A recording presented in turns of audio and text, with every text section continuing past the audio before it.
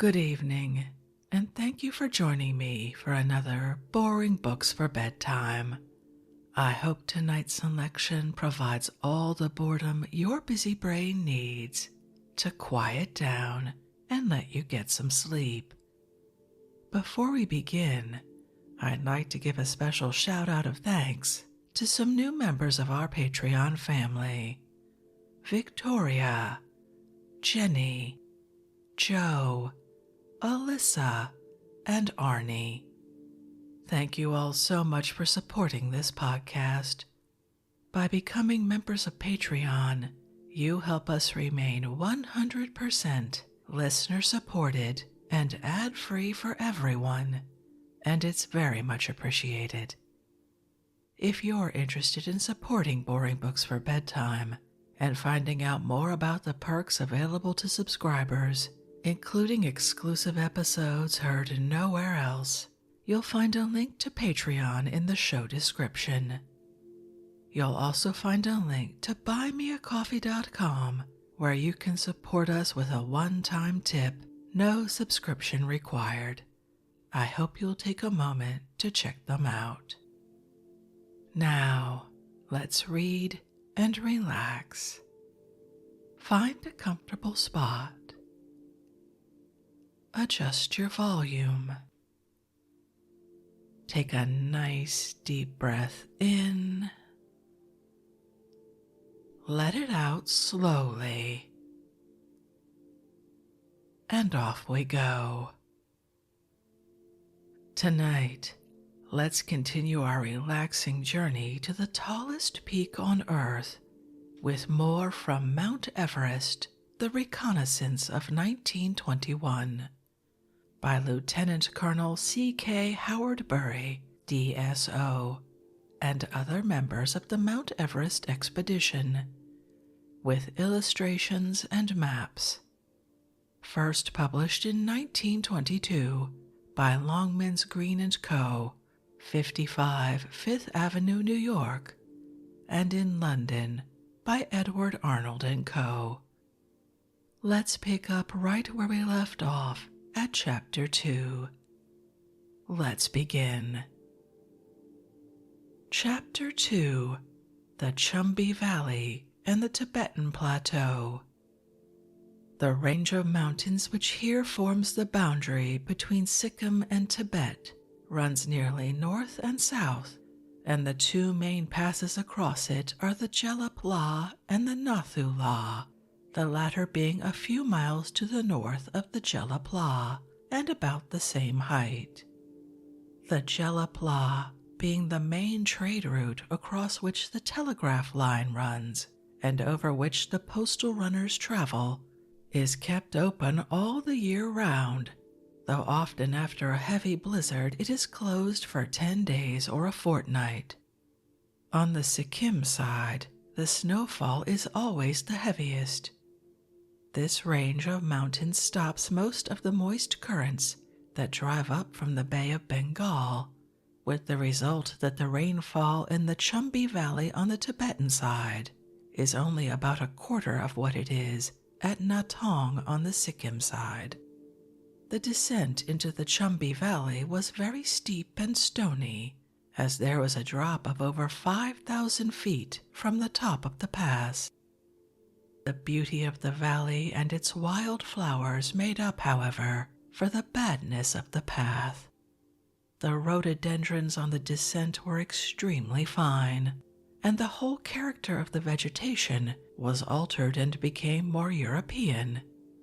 The great pink rhododendron Aucklandi showed up splendidly in the dark forests of silver fir, A. Webiana, which here grows into a fine tree. There was also the yellow rhododendron, Campylocarpum, and a white rhododendron, probably Decorum. The beautiful rhododendron Cinnabarinum, with its orange bells of waxy flowers, relieved the darkness of the firs. There was a small Tibetan rest house called Langra where our porters wanted to stop, but we pushed on past this and descended steeply through more wonderful forests. As we got lower, we found birch, sycamore, willow, and elder still clothed in the light green of early spring, a fine white clematis, a pink and white spirea, a yellow berberis, white roses, and the dark purple iris grew in profusion on either side of the path. Underneath these were the small flowers of the wild strawberry, which the MacDonald family collected later on in the year and made into jam in great quantities. Near the entrance to this side valley we came to old Yatung, with its Chinese custom house and wall built right across the valley to keep the British from going any further. All this was now deserted and in ruins. Soon afterwards we arrived in the main Chumbi Valley, where were broad fields filled with potatoes and ripening barley. The houses here were built mostly of stone and wood and in 2 stories. In character, they much resembled Tyrolese houses, except for the elaborate carving over the doors and windows, and the many colors in which they were painted. We passed through the prosperous villages of Rikangong, Fama, and Chumbi before arriving at New Yatung, or Shasi as the Tibetans still prefer to call it. Here was a comfortable bungalow overlooking the bazaar on the other side of the river. Knowing that we had had a long and tiring march, and that our porters would only arrive late that night, Mrs. MacDonald had, with much thoughtfulness, sent over her servants who had tea and dinner prepared for us on a generous scale. No attention could have been more acceptable. It rained steadily all that night, a somewhat unusual occurrence in this valley, but the next morning it cleared up and the day was delightful. The Chumbi Valley is one of the richest valleys in Tibet. Yatung lies at a height of 9,400 feet. Apples and pears do well here, and barley, wheat, and potatoes are grown in great quantities.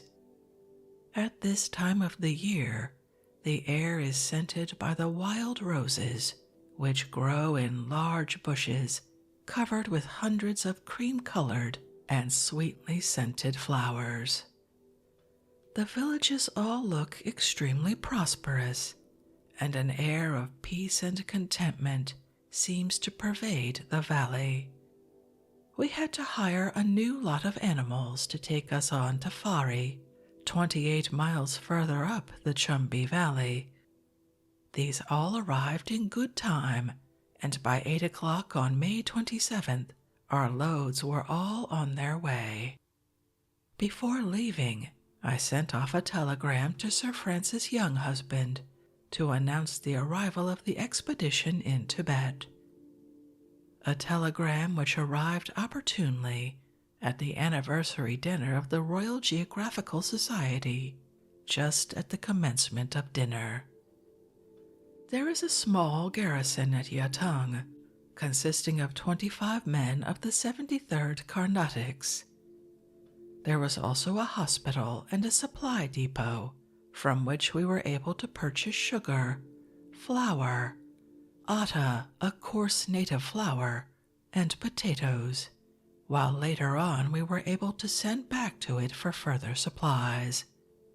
We formed quite an imposing procession as we started off, Wollaston and myself on our ponies, Gyalzin Kazi and Chetan Wangdi, our interpreters, on their ponies which they had brought along with them. There was Mr. Isaacs, the head clerk, and a red-coated chaprasi and a sais also mounted, who accompanied us on a visit to 2 monasteries further up the valley. The path followed close to the banks of the Amo Chu, which was now a clear stream and contained many a likely pool for fish. The valley was full of delightful flowers, curious ground orchids, with several beautiful varieties of the lady's slipper, grew there. The wild roses, especially the large red one, were very sweet-scented and filled the air with fragrance. Berberis, clematis, and some charming dwarf rhododendrons abounded. After going about 3 miles, the valley narrowed, and we passed the spot where the Chinese had built another wall across the valley to keep us out. Just above this wall, there was a deserted Chinese village, for now all the Chinese have been driven out of the country and are not allowed to go back and live there.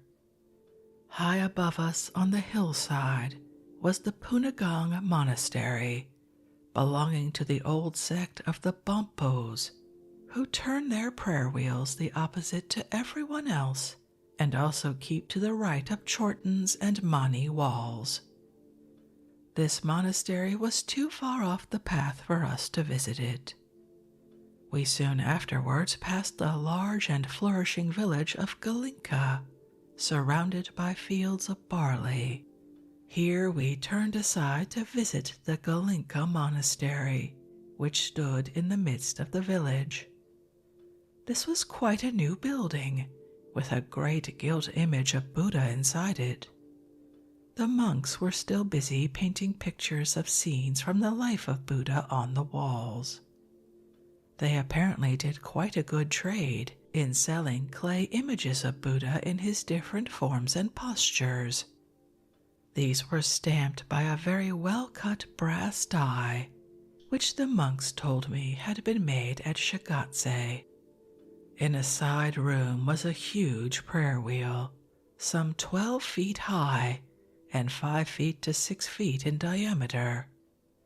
It was covered over with painted leather, inscribed with the usual Om Mani Padme Hum, Hail, Jewel of the Lotus Flower. They told us the inside was also filled with prayers, and that it contained 1.5 million of these, so that each time the wheel was turned, 1.5 million prayers were said for the person who turned it. After each complete revolution, it rings a bell. We were allowed to turn it several times, so that I hope the many million prayers sent up may benefit us. After leaving the monastery, the path rose steeply, and the river came down in a series of waterfalls. Above us were masses of pink and mauve rhododendrons, flowering cherries, viburnum, berberis, roses, and other delightful shrubs.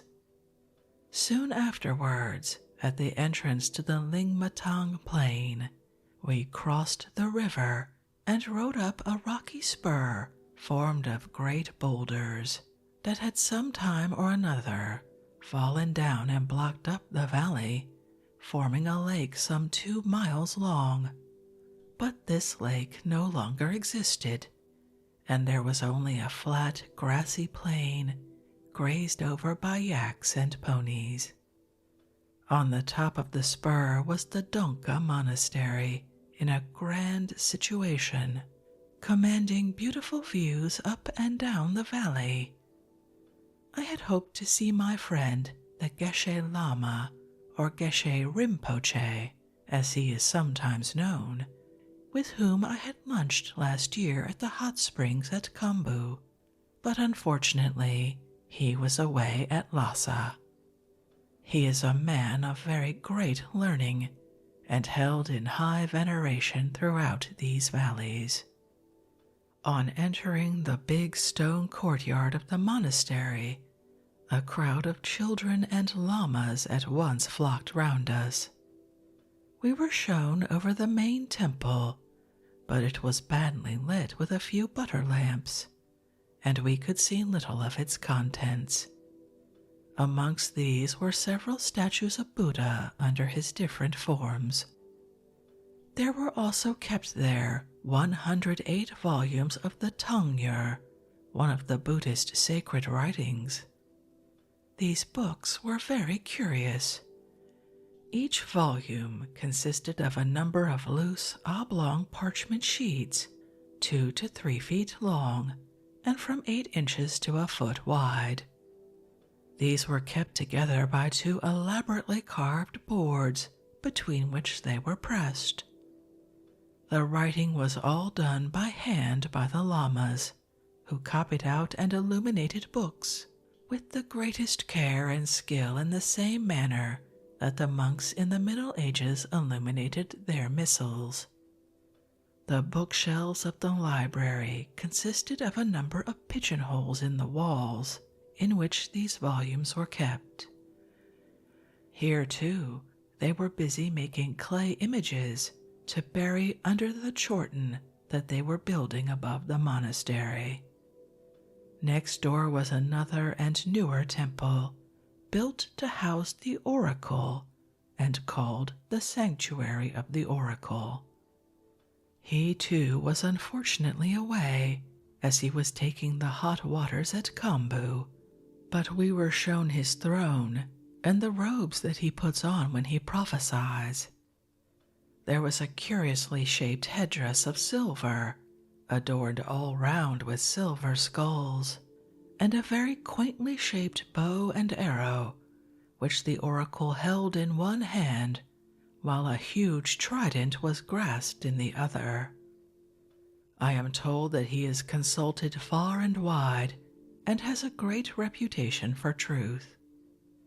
We were then taken upstairs to a sunny veranda, just outside the Geshe Rinpoche's private room, and commanding fine views up and down the valley. Here we were given Tibetan tea, made with salt and butter, and served up in agate cups with beautifully chased silver covers. After drinking this tea, we were shown over the Geshe's private apartments and chapel, the prevailing color scheme of the room being yellow. The little shrines with their silver bowls in front, the incense burner and the flame that is never allowed to go out, were all very interesting to us. We then took a photograph of the lamas in front of their temple, after which the head lama accompanied us some way down the path to say goodbye, hoping we would come and see them again on our return. I have alluded several times to the hot springs at Kambu. These springs are 2 days' journey from Yatung up the Kambu Valley, but can also be reached quite easily from Fari. There is a curious account of these springs written by an old lama and translated by Major Campbell. The writer describes the upper Kambu Valley as quite a pleasant spot, where cooling streams and medicinal plants are found in abundance. Medicinal waters of 5 kinds flow from the rocks, forming 12 pools, the waters of which are efficacious in curing the 440 diseases to which the human race is subject.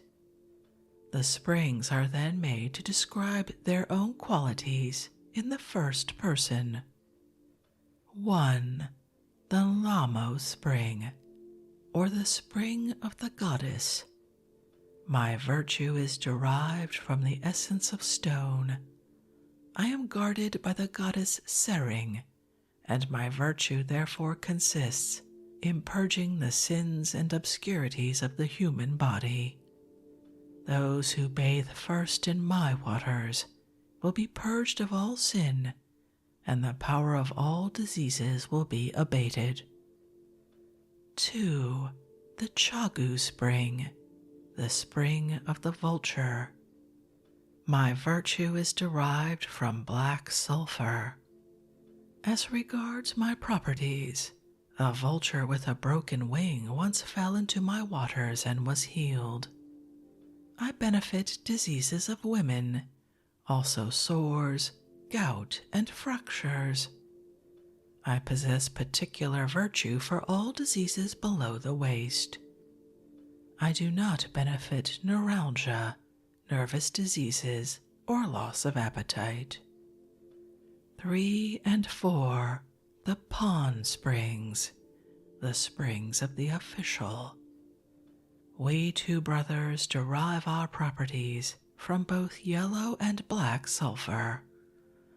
One of us provokes catarrh, while the other allays it. A learned man who wished us well once said that we were beneficial in cases of hemorrhoids, kidney diseases, and rheumatism. We are not aware of possessing these qualities, and rather tend to cause harm in such cases. 5. The Trogye Spring, the spring born of the rock. My virtue is derived from a combination of sulfur and the essence of stone. I was formerly efficacious in cases of diseases of the arteries and nerve trouble, but later on, the brothers of the pond spring rushed down on poor me like tyrants, so that no one now regards me. The caretaker of the springs and visitors treats me like a beggar, and pays no attention to me. Even now, if some person with the permission of the brothers of the pond spring would carry out some repairs so as to separate my waters from theirs, I would guarantee to benefit those suffering from arterial diseases, nerve trouble, impurities of the blood, and bile. 6. The Circa Spring, the spring of the crevice. My virtues are derived from sulfur and carbon. I am not beneficial to those suffering from ailments arising from nerve trouble, bile, and acidity. I am beneficial to those suffering from chapped hands and feet, due to hard work among earth and stones, and also in cases of diseases of the kidneys and bladder.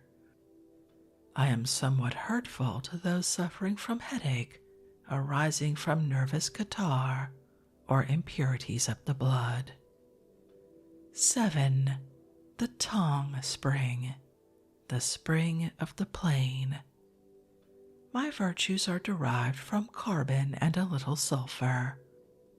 I am beneficial in cases of hemorrhoids, kidney disease, rheumatism, and other diseases below the waist, also in cases of venereal disease.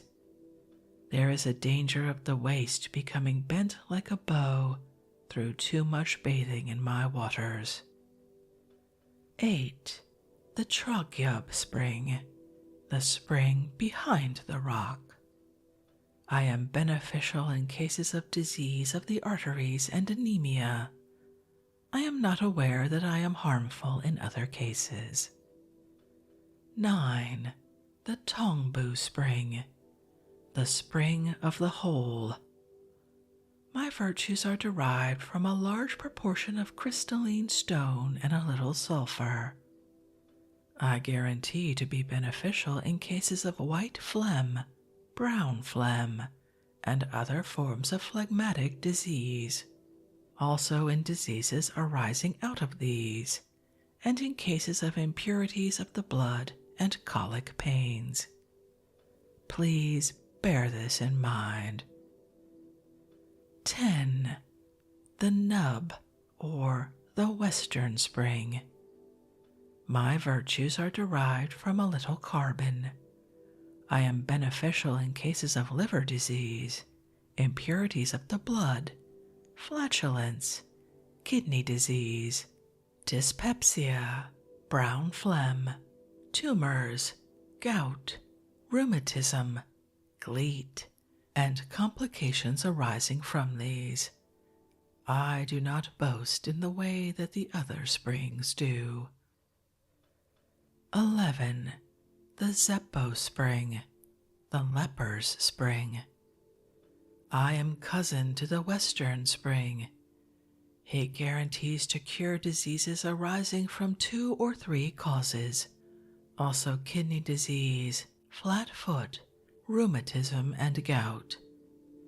I am beneficial in cases of hemorrhoids, gout, rheumatism, and diseases of the feet. I possess particular virtue in cases of leprosy, sores, and wounds. 12. The Lama Spring, the spring of the Lama. My virtues are derived from a large proportion of lime and a little sulfur. I am beneficial in cases of lung disease, tumors, dyspepsia, both chronic and recent, poverty of the blood, and venereal diseases. Written by Sawang in the hope that the people of Bhutan, Sikkim, and the surrounding country will bear this in mind. Copied by Tenrab, clearly and exactly, from the original, in the male iron dog year in the first half of the Earth month.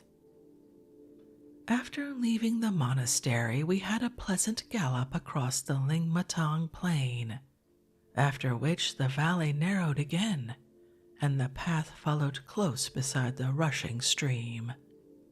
It was a delightful ride through forests of birch, larch, juniper, spruce, silver fir, and mountain ash. Never anywhere have I seen birch trees grow to such a size. They were grand, rugged old trees that matched the rugged scenery of the gorge. Blue poppies, fritillaries, ground orchids, and sweet-scented primulas grew along the path, and mixed up everywhere in the forest were great bushes of rhododendron cinnabarinum, which varied in shade from yellow and orange to deep red. Wagtails and white-crested redstarts dodged about from rock to rock in the rushing stream, and the clear note of the shrike could usually be heard above the noise of the waters. The weather had luckily kept fine all day, so that we were able to dawdle along and enjoy the scenery and flowers. After going about 12 miles, we came to the bungalow of Gautsa, situated at a height of about 12,000 feet and at the bottom of the gorge. Here we spent the night. During the night there was heavy rain, and when we woke in the morning, fresh snow was low down on all the hills and within 1,500 feet of the bungalow. However, the day again proved brilliantly fine. For breakfast we had been given some large wild goose eggs, belonging to the bar-headed goose. Mine I had boiled, and found excellent, though one was sufficient for a meal. Two that the others had were rather passé and were not equally appreciated. The day's path was at first very stony, and climbed steadily uphill beside the torrent of the Amo Chu. Pale blue iris, yellow primulas, a pink viburnum, and a large yellow-bellied lonicera grew beside the path, but the rhododendrons were still by far the most wonderful of the flowering shrubs. We passed many big blue mechanopsis, and some of these flowers measured fully 3 inches across. Dwarf rhododendrons, only a foot high, some pure white and others pink, continued up until about 13,500 feet, and then the hillsides became purple from another little rhododendron, which looked at the distance like heather, and gave the rounded hills quite a Scotch appearance. As we rose higher, the flowers decreased in number.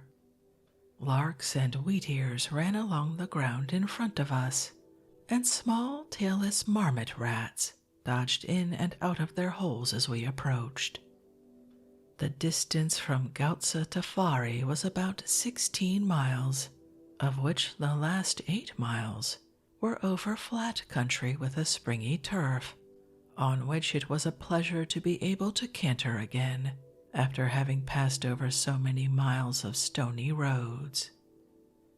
Chomalari, the mountain of the goddess, stood up as a wonderful sight, with its sharp peak outlined against the clear blue sky.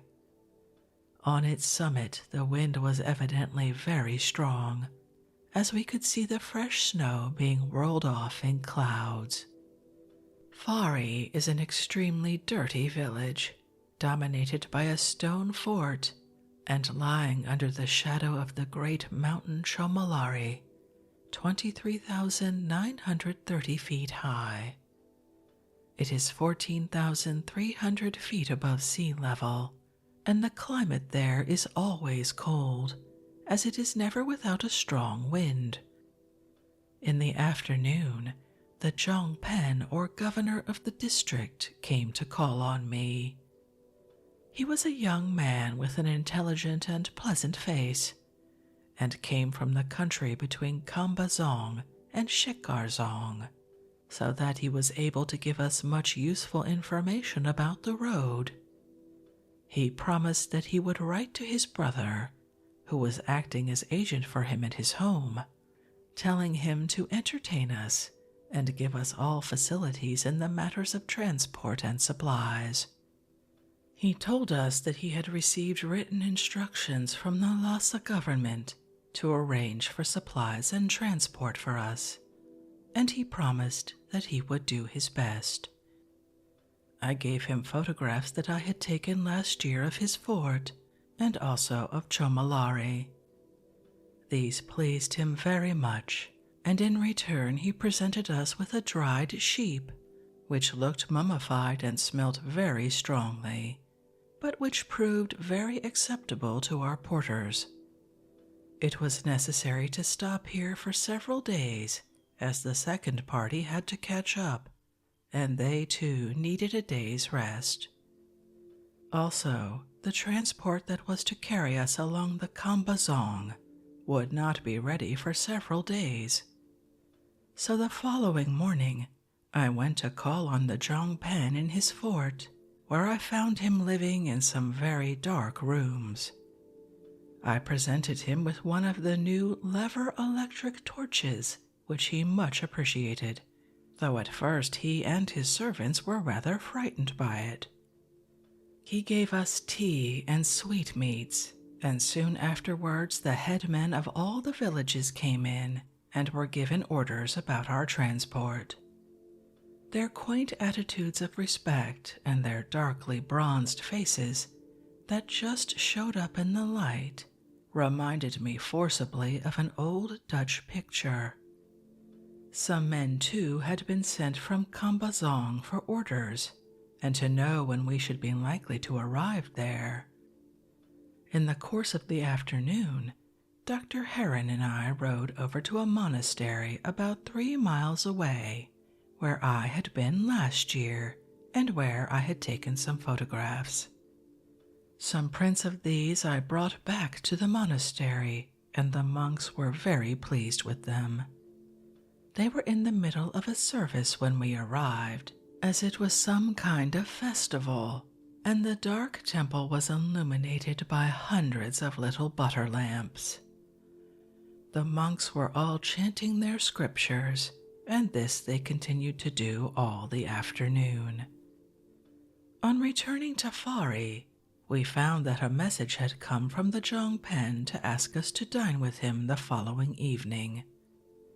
The change in the climate and the bad cooking had affected the stomachs of all the members of the expedition, and none of us were feeling very well. Dr. Kellis was the worst, and as soon as he arrived at Fari, he retired to bed. The following morning was misty, and the ground was all white with hoarfrost, though it was the last day in May. But as I was anxious to get some photographs of Chomalari, we rode, with the chowkidar as a guide, through the mist across the plain, to some hills just to the south of the great mountain. After a few miles, we found ourselves above the clouds, with the sun shining in a brilliant blue sky. The whole of the Fari plain was covered by a sea of clouds. On the far side rose the Pohunri group of mountains, while further to the south, Kanchenjunga towered above all the other peaks, such as Siniolchum, Kabru, and Jonsong, all of which stood out very clearly in the brilliant atmosphere. I rode up a delightful little mountain valley full of dwarf rhododendrons and alpine primulas until I reached a height of 16,000 feet. We then left the ponies and climbed on to the top of the hill, which was about 17,500 feet. From this point we had glorious views of Chomalari, immediately across the valley, while on the other side we looked over to the snowy peaks and ranges in Bhutan far to the south of us. We found the wind very keen at this height, and after taking several photographs, we rode back again to Fari. Here I found the place full of troubles. Our porter Sirdar was, as we were beginning to find out, not only useless, but very mischievous, and he was evidently at the bottom of an attempted mutiny among our porters who refused to go on. The Sirdar strongly objected to our interpreters, who were preventing him from fleecing us in the matter of stores and supplies. However, after much talking, they were all satisfied. Then it was the turn of the cooks, all of whom the Sirdar had chosen. I should not have minded one or two of these going, as they were very bad cooks and usually drunk, and the fact that all of us had been ill was solely due to their bad cooking. But I could not let them all go, so it was necessary to find out which were the most useless, and this we were able to do in the course of the next few days. Dr. Kellis was getting no better. He refused to take any food and was very depressed about himself. At Fari, I was able to change a certain number of our rupees into Tibetan currency. The then rate of exchange was 33 rupees to 1 sursong, a gold coin, and 4 1/2 silver trankas to 1 rupee. The trankas were a thin and very badly stamped coin, about the size of a 2-shilling piece. We found them, however, to be the most useful form of currency, as the gold coin, though much easier to carry, could only be exchanged at a few places, and it was seldom that we met people who were rich enough to be able to change them. That night 4 of us went over to have dinner with the Jongpen. First we were given tea and sweetmeats, followed by strong ginger wine, which was most comforting to our stomachs in their delicate condition. Then came dishes of mutton in varying forms, with vegetables and macaroni.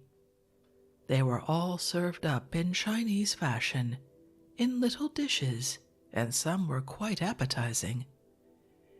We were very late in starting the next morning, as all the loads had to be sorted and laid out for the very miscellaneous transport that had been given us.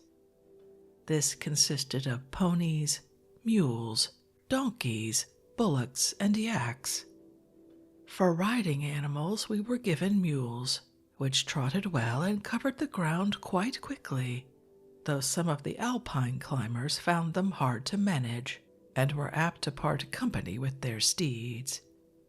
Our transport was by now becoming rather complicated, as 44 animals were going right through to Kambazong, and 44 were being changed at every stage.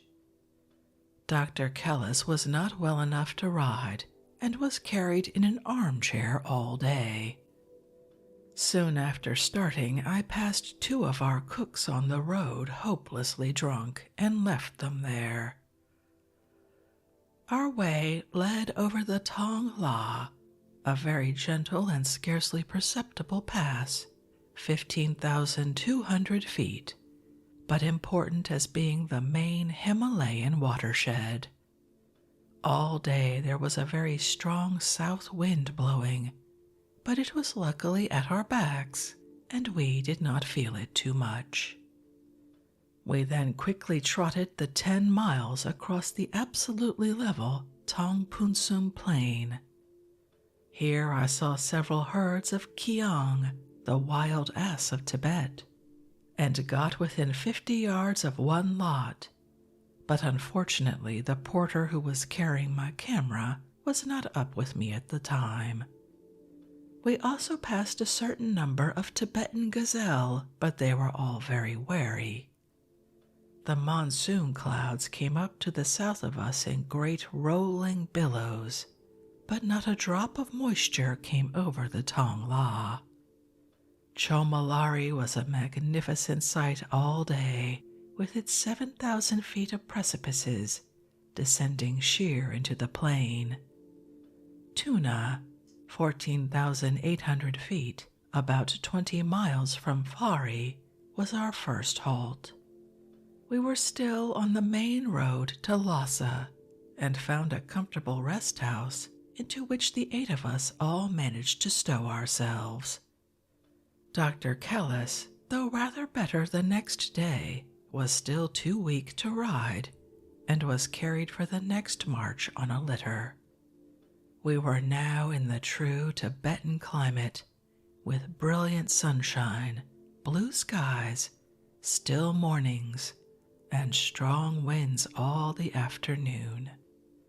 The next march from Tuna to Dochen was still on the Lhasa road. I did not follow the path, but rode with a local man from the village over the great Tangpunsum plain in search of Goa, Tibetan gazelle. We saw many of them on the plains, but they were the wiliest and most difficult animals to approach, and in this flat and bare country it was not possible ever to get within 300 yards of them. As a rule, they ran off when we were still half a mile away. They are restless little creatures, always on the move, and never at any time an easy mark to hit. I thoroughly enjoyed this ride over the plains, and our glorious views of Chomalari, and the great snow-covered and glaciated chain to the north of it, along the foot of which we were traveling. A curious pink trumpet-shaped flower grew in great quantities on the plain. The leaves were buried under the sand, and only the flower showed its head above the ground. There were also white pincushions of a kind of tiny saxifrage. This plain over which we were riding was evidently once upon a time a lake bed, as the pebbles were rounded, and there were distinct evidences of former shores along the sides of the hills. Many Kiang were grazing on it, and many thousands of sheep were being pastured there. As we approached the lake called Bomso, the country became very marshy, and our ponies got bogged several times. The bungalow at Dochen was situated near the shores of the Bomso. Never have I seen a lake with so many colors in it. It was very shallow, and the shades varied from deep purple and blue to light green, while in places it was almost red from a weed that grew in it. Behind it was a background of snow and glacier-covered mountains, which in the still mornings was reflected faithfully in its waters and formed a charming picture. Swimming on this lake were many bar-headed geese and Brahminy ducks, and along the shores were many terns and yellow wagtails. That evening, an amusing thing happened in the kitchen. One of our cooks was heating up a tin of tinned fish, and had put it in some hot water without previously opening it. When he thought it was sufficiently hot, he started to open it, with the result that it exploded violently, covering him and everyone else in the kitchen with small pieces of fish. I was able then to explain to the Tibetans who were carrying our loads that our stores were very dangerous, and that if any were at any time stolen, they would be liable to explode and hurt them. It was, of course, the rarefied air that had caused this, for Dochin is at a height of 14,700 feet above sea level. Every day on from now, the wind used to blow with great violence all the afternoon, but would die down after sunset. It must have been of a local nature, caused by the rapid changes from high temperature to low, because the clouds above at the same time were hardly moving.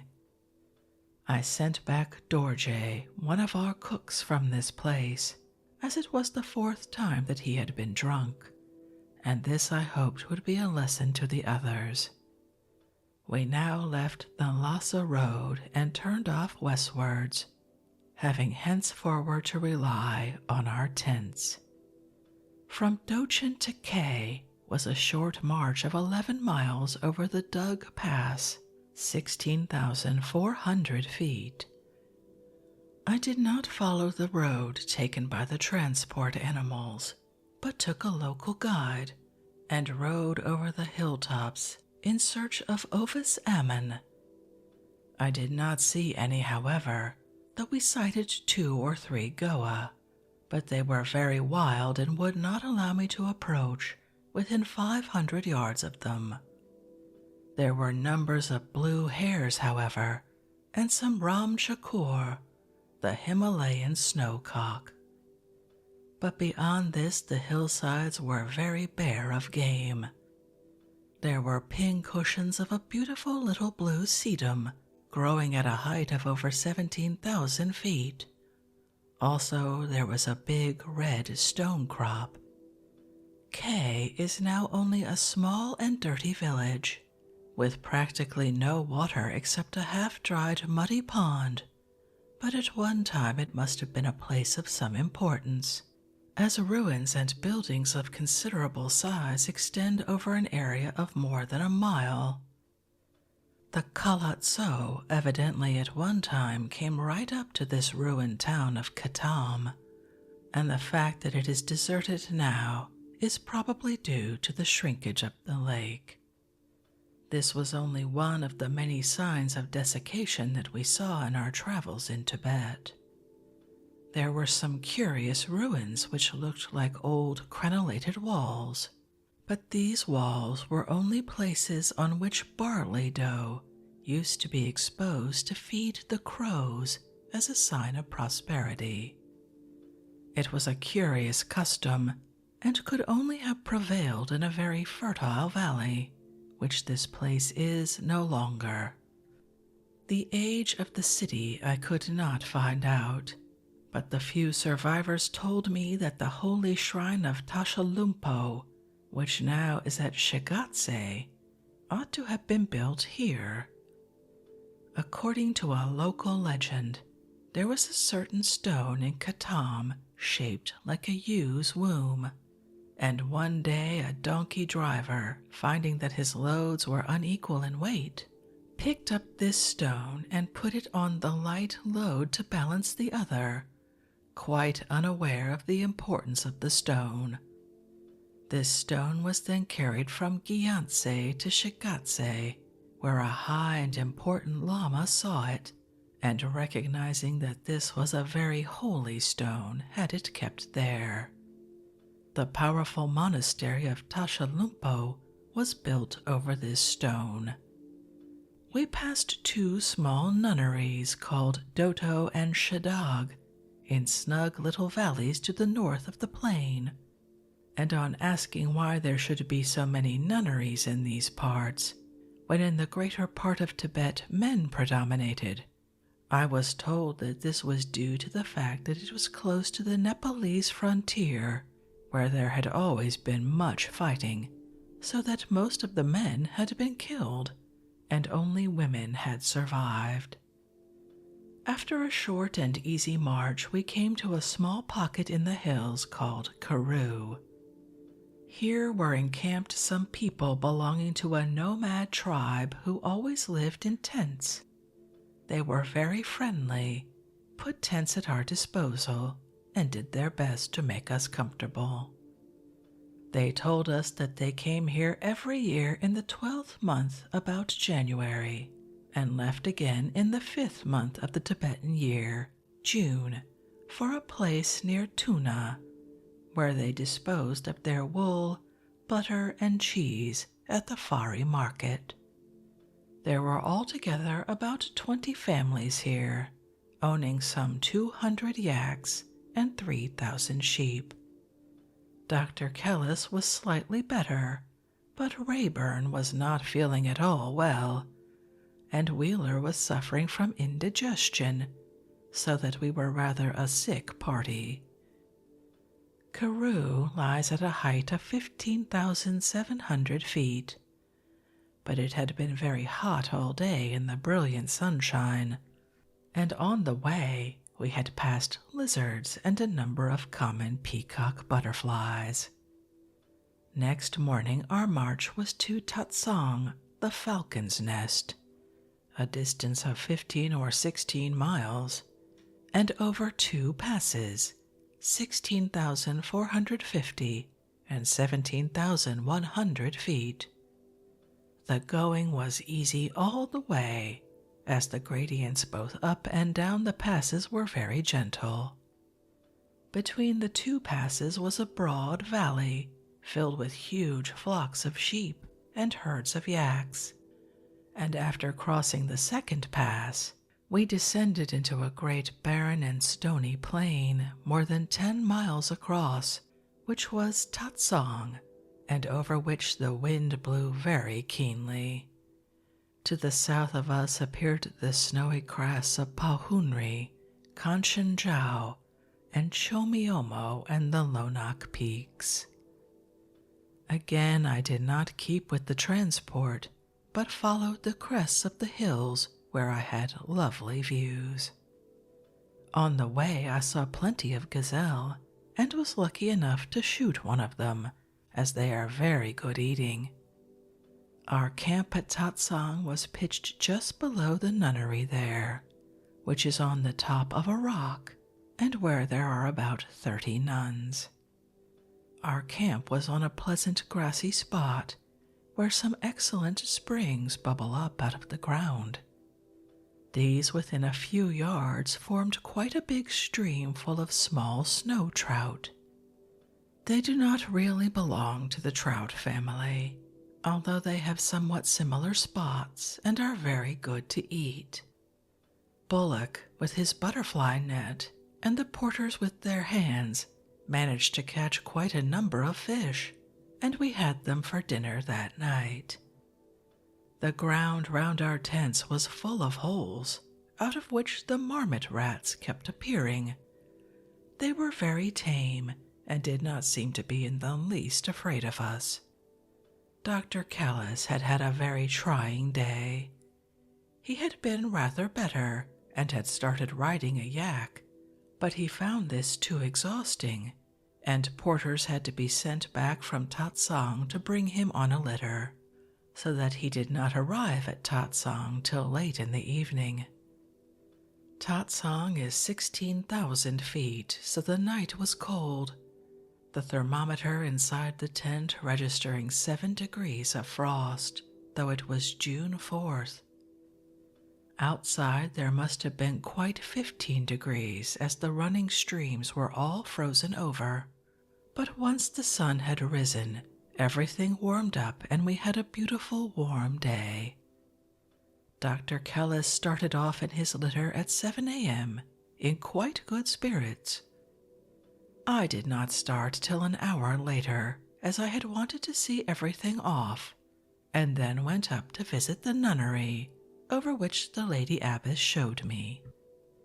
There were 30 nuns living there, all with shorn heads and wearing a curious wool headdress. the place where they worshipped was full of prayer wheels, both large and small. They sat down behind these, and each nun turned one or two of them if they could manage it. The room was very dark with a low ceiling, and at the end were several statues of Buddha covered over with gauze veils. In another room there was a large prayer wheel, which they said contained 500,000 prayers. After leaving the nunnery, we jogged along a dry and barren valley which gradually rose in about 12 miles to a pass 17,200 feet. On the way, we passed Dr. Kellis in his litter, who then seemed to me to be still quite cheerful. I then rode on, and at the top of the pass saw 3 ovis ammon, and after a chase of about a mile I shot one, which afforded plenty of food for the porters for some days. It was a full-grown ram about 5 years old, and we had great trouble in getting the carcass onto a mule, as it was enormous and very heavy. After this, I rode on down the valley for another 10 miles to Kambazong. There were actually a few bushes in this valley, which was carpeted with the pretty pink trumpet-shaped flower mentioned above, also with light and dark blue iris. Suddenly, the valley narrowed into a fine limestone gorge, and all at once the fort of Kambazong appeared towering above us on the cliffs. It was really a very impressive sight, and some of the architecture of the round towers was very fine. I found that Moore's Head had been waiting here for about 9 days, but had employed his time in fixing the old triangulation points. Soon after I arrived, the Zhongpeng came down to pay us a visit. He was quite a young fellow, about 24, but very pleasant and polite. While we were talking, a man came running up to us very excitedly to say that Dr. Kellis had suddenly died on the way. We could hardly believe this, as he was apparently gradually getting better, but Wollaston at once rode off to see if it was true, and unfortunately found there was no doubt about it. It was a case of sudden failure of his heart due to his weak condition while being carried over the high pass. His death meant a very great loss to the expedition in every way, as he alone was qualified to carry out the experiments in oxygen and blood pressure, which would have been so valuable to the expedition, and on which subject he was so great an expert. His very keenness had been the cause of his illness, for he had tried his constitution too severely in the early months of that year by expeditions into the heart of the Himalayas to see if he could get fresh photographs from other angles of Mount Everest. The following day we buried him on the slopes of the hill to the south of Kambazong, in a site unsurpassed for beauty that looks across the broad plains of Tibet to the mighty chain of the Himalayas, out of which rise up the 3 great peaks of Pauhunri, Kanchenjao, and Chomyomo, which he alone had climbed. From the same spot, far away to the west, more than 100 miles away, could be seen the snowy crest of Mount Everest, towering far above all the other mountains. He lies, therefore, within sight of his greatest feats of climbing, and within view of the mountain that he had longed for so many years to approach, a fitting resting place for a great mountaineer.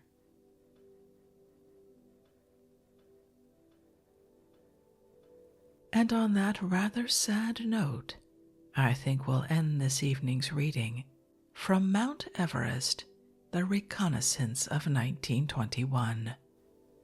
What an amazing journey those gentlemen went on. If you'd like to read this work for yourself and see the photographs included in the book, as always, you'll find a link to a free ebook from Project Gutenberg in the show description. If you'd like to connect, suggest a boring book you'd like to hear read, or request more from one we've already started, you can drop me an email via our website, www.boringbookspod.com. It's always a pleasure to hear from you. Thank you so much for joining me for this evening's reading. Until our next boring book, good night.